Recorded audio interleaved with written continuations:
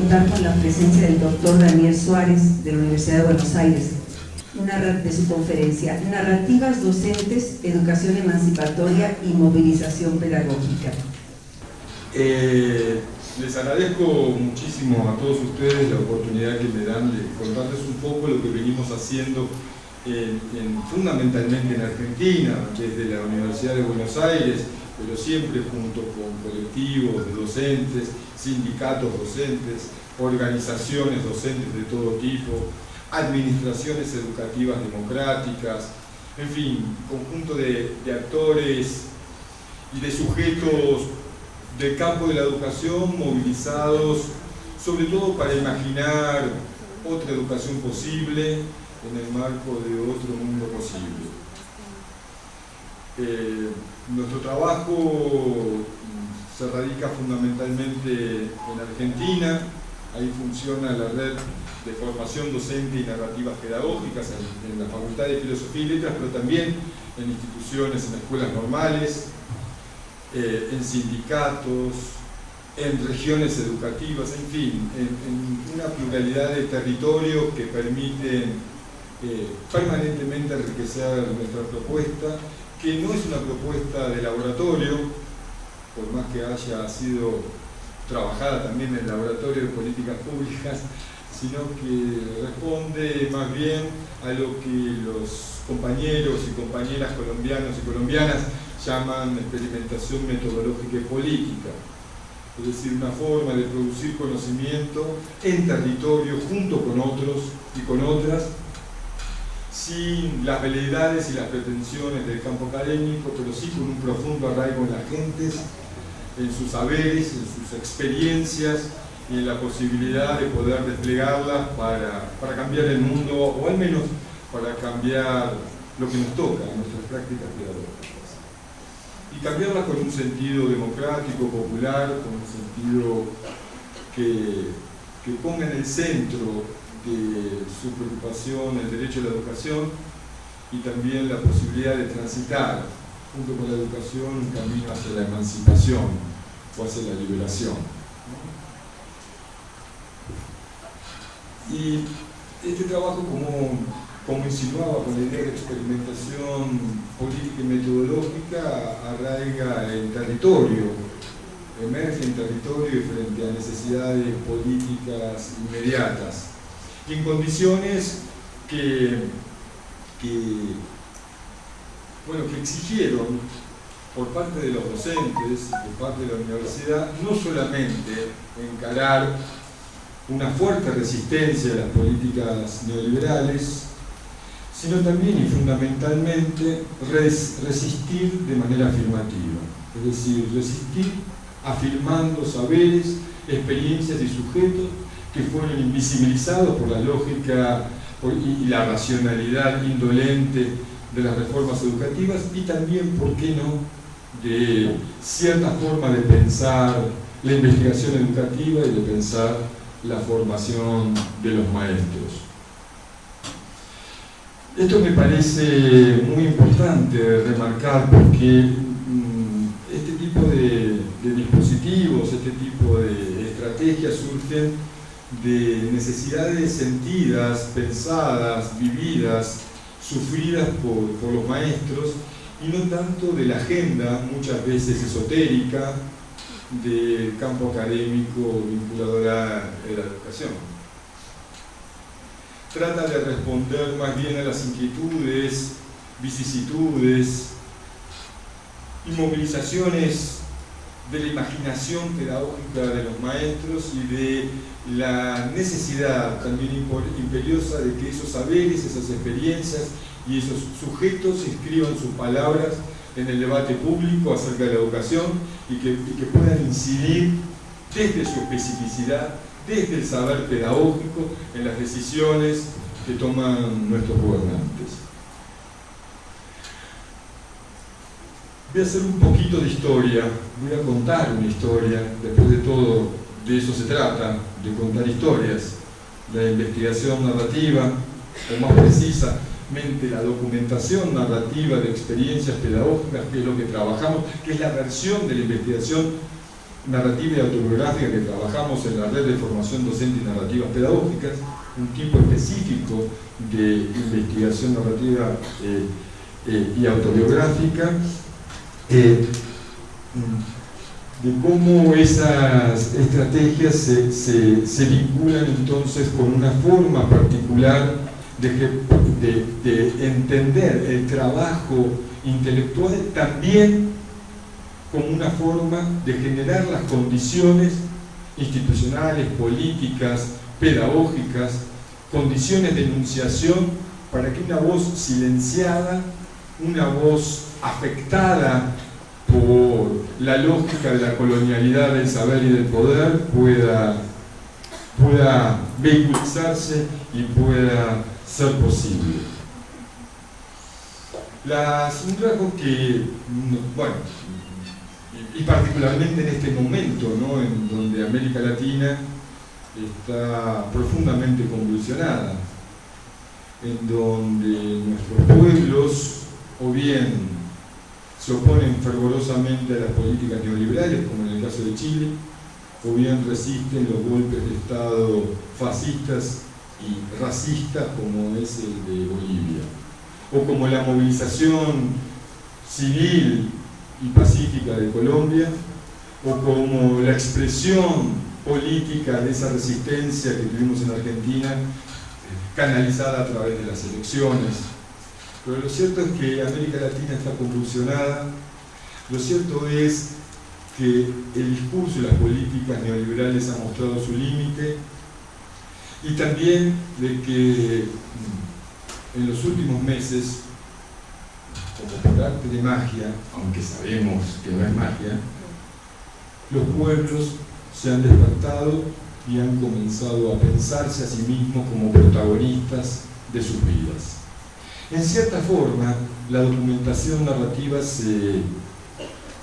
articula con esta pretensión, con la pretensión de que los maestros y las maestras silenciadas por el discurso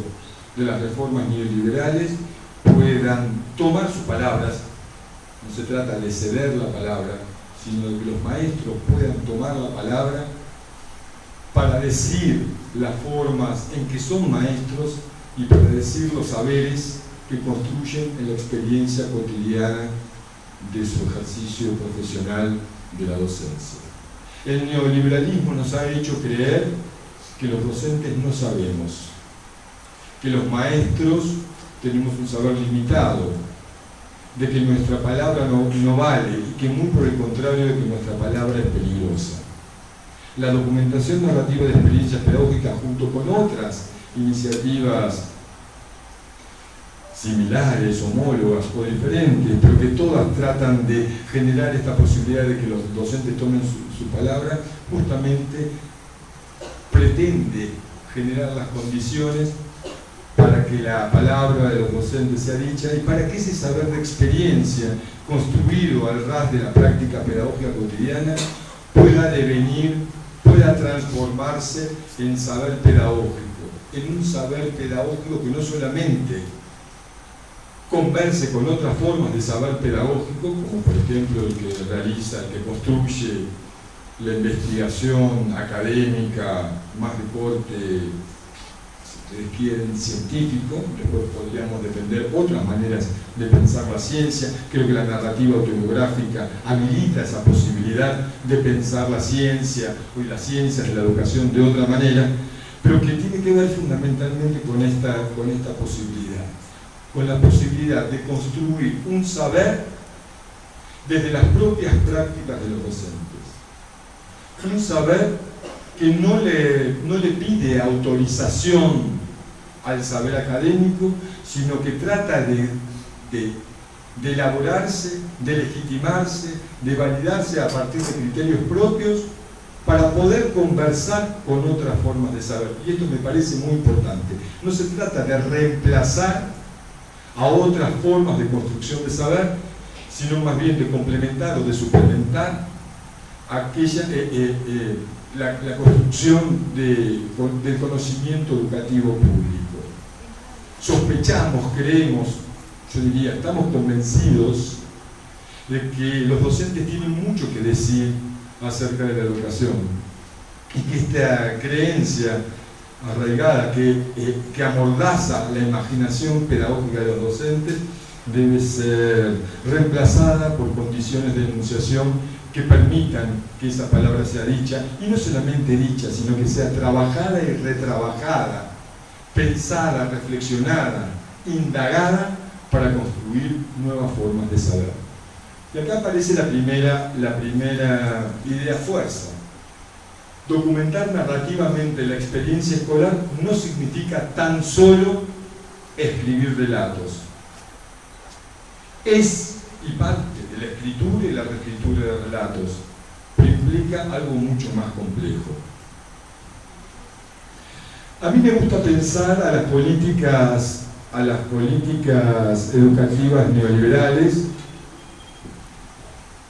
no desde una perspectiva tan solo ideológica. Insisto, no tan solo ideológica, es ideológica. Me gusta pensarlas también como unas políticas y discursos de la identidad profesional docente. Me parece que esa es una buena pista para notar la diferencia entre las distintas perspectivas vinculadas a las políticas pedagógicas. Creo, y esto es una novedad, al menos en Argentina, también en Brasil, posiblemente en México y posiblemente en otros países, ustedes me dirán, lo que ha comenzado a emerger en el último tiempo con las políticas educativas neoliberales son políticas de destitución de la identidad profesional docente. La diferencia con la década del 90 y con las políticas educativas de la década del 90 es que aquellas políticas, también neoliberales, también privatizadoras y mercantilizadoras del conocimiento y de la transmisión cultural, es que en aquel momento esos discursos se inscribían en una puja, en una lucha por la hegemonía entre distintas políticas y discursos de designación docente. Políticas de designación de la identidad profesional docente. Muy sintéticamente dicho, las políticas de designación docente, de designación de la identidad docente, tienen que ver con esta pretensión de algún centro o matriz ideológica y doctrinaria de decir y del poder de decir lo que los docentes son o tienen que ser. Se designa, el docente debe ser un apóstol laico, decía el normalismo en su política de designación. O más tarde, con la tecnocracia educativa de la década del 60, el docente debe dejar de ser un apóstol para convertirse en un técnico profesional de la educación. Olvidemos al normalismo, al menos en Argentina fue así, construyamos una parafernalia técnica que nos permita que los docentes sean eso que tienen que ser y que siempre tuvieron que ser, que es la de ser técnicos, entre comillas, profesionales de la enseñanza. Frente a eso, por ejemplo, en Argentina, la resistencia de los sindicatos docentes dijeron: no, nosotros no vamos a ser técnicos, lo que tenemos que ser para unir nuestras luchas con las de los otros trabajadores es ser trabajadores de la educación. Nuestra esencia, nuestro ser en el mundo es ser trabajadores. Posteriormente, y en relación con esto, aparecieron otras designaciones como intelectuales transformativos, emancipadores, es decir, un conjunto de afirmaciones y acertos que trataban de fijar la identidad profesional docente a una imagen ideológica, a una imagen construida desde un centro de poder, sin atender, tal vez, o sin escuchar, a lo que los docentes venían diciendo que eran. En la década del 90, las políticas educativas neoliberales se incorporaron a esta disputa de discursos y de políticas con una fuerte impronta descalificadora de los docentes. Los docentes no saben, tenemos que evaluarlos, no sé si les suena, tenemos que evaluarlos para medir la distancia que existe entre el deber ser planteado y fijado por esta designación y lo que son. No, a mí me gusta llamar estas estrategias de neoliberalismo en ese momento, en las estrategias políticas, como los defensores de la Santísima Trinidad de la pedagogía moderna, ¿no? Tratar de conjugar de alguna forma currículum, evaluación y capacitación como la trilogía que nos iba a permitir la innovación en la enseñanza. Una innovación que tenía como sujeto, como mejor dicho, como objeto o como variable de ajuste a los profesores y a los maestros.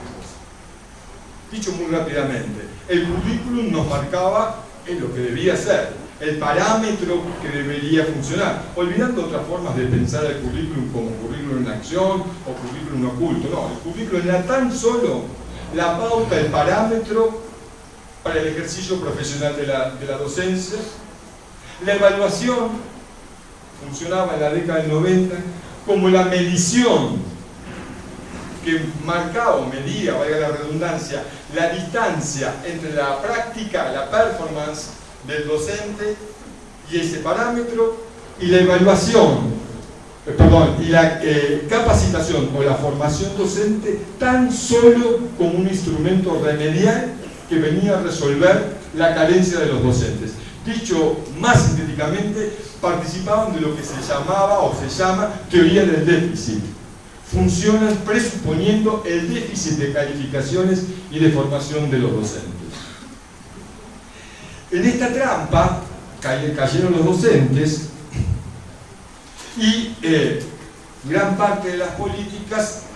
que redundaron de estas premisas significaron el congelamiento de sus salarios, la caída de sus derechos y sobre todo provocaron el silencio o la impugnación de las palabras de los docentes. Lo que dicen los docentes es pura creencia, son anécdotas triviales, las historias de enseñanza que cuentan son meras anécdotas triviales de una vida cotidiana de la escolar que poco tienen que ver con el rigor y la altura del saber o del conocimiento educativo.